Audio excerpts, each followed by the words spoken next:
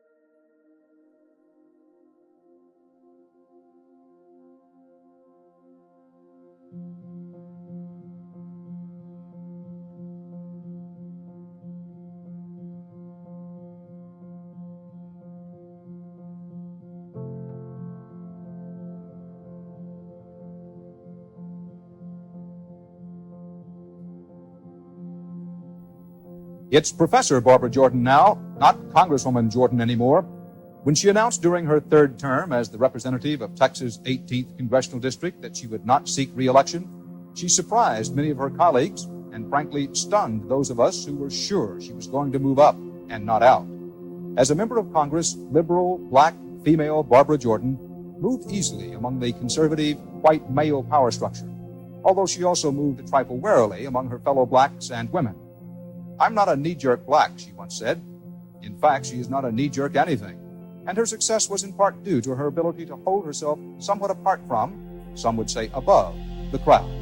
She was different, and it showed to her colleagues and to a huge national television audience during her opening remarks before the Congressional Committee considering the impeachment of President Nixon. My faith in the Constitution is whole, it is complete, it is total. And I am not going to sit here and be an idle spectator to the diminution, the subversion, the destruction of the Constitution. That defense of the Constitution before the House Judiciary Committee catapulted Barbara Jordan into political stardom. She became a media personage, a household name. Her speaking calendar booked solid a year in advance. Late in 1975, she hinted at bigger and better things to come. I don't think that I'm trapped in representing the 18th Congressional District for the rest of my life. I may want to do something else. No one thought Barbara Jordan was trapped in representing Houston's 18th Congressional District for the rest of her life, but nearly everyone, including us, figured it was a political stepping stone. That something else was destined to be higher office, a Senate seat, a cabinet post, possibly, just possibly, a seat on the Supreme Court, or even the vice presidency. When she was given a tumultuous reception at the Democratic National Convention in the summer of 1976, the first black keynoter in the party's history, we were sure she was headed for one of those higher offices. Slimmed down and obviously relishing the moment, she saw it as a triumph for her and for the nation. But there is something different about tonight. There is something special about tonight. What is different? What is special? I, Barbara Jordan, am a keynote speaker.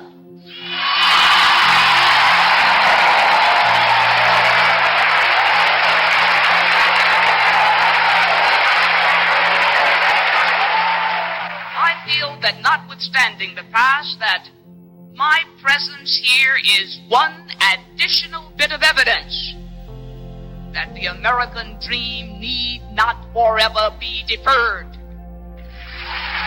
Barbara Jordan's public has shrunk, to say the least. Instead of tens of thousands in New York's Madison Square Garden, her audience now is 14 graduate students at the Lyndon B. Johnson School of Public Affairs at the University of Texas. Congresswoman Jordan has become Professor Jordan. Well, we're in new quarters here today, and I hope that... Morning, Dan. Morning. In any way interfere with what we are going to be about, and I want to test your powers of concentration. Ignore the lights, ignore the camera, ignore the star, and just, that star, not this one. Professor Jordan says that her only connection with politics now is in the courses she teaches, political ethics and intergovernmental relations. But some Texas political observers note that her professorship was created for her with money from the Sid Richardson Foundation.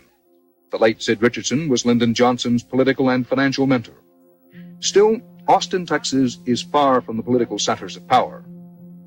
Jordan, the last time I spoke with you on camera, you said, and I quote, "If you are going to really have an opportunity to do something during your working lifetime, then I say the United States House of Representatives is the place to be." Well, I suppose you say, would I repeat that statement today, inasmuch as I have left the House of Representatives? I would repeat that statement because I feel like I did some things there. In my 6 years, I felt that I had made an impact, and frankly, I couldn't think of any way I could do more, or get the attention of more people, or command the attention of more people, or get them to listen, that I had done that. and given the structure of the body, as large and lumbersome and cumbersome as it is, in that setting, I felt that I had run out my strength.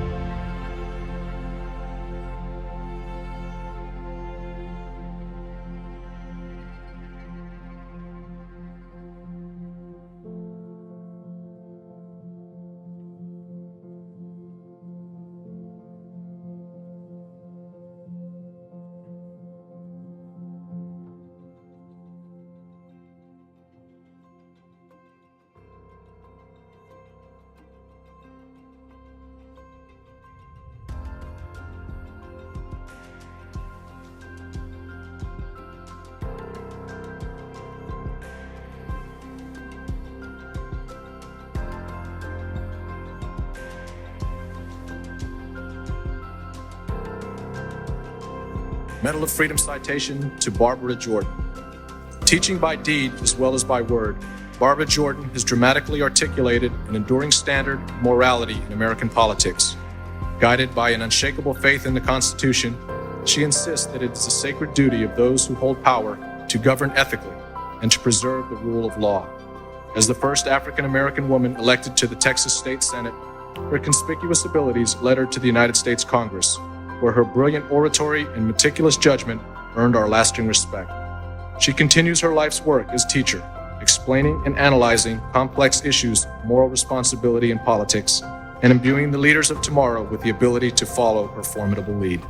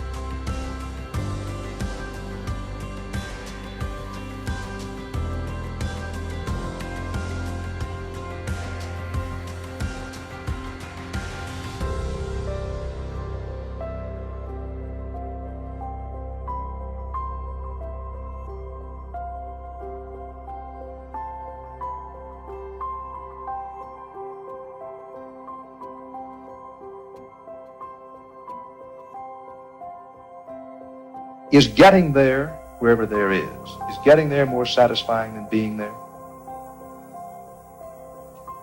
Dan, you ask me very thoughtful questions, then you want a quick answer. I would say that getting there is more fun than being there. Yes. It was for you. It was for me. Has it always been that way?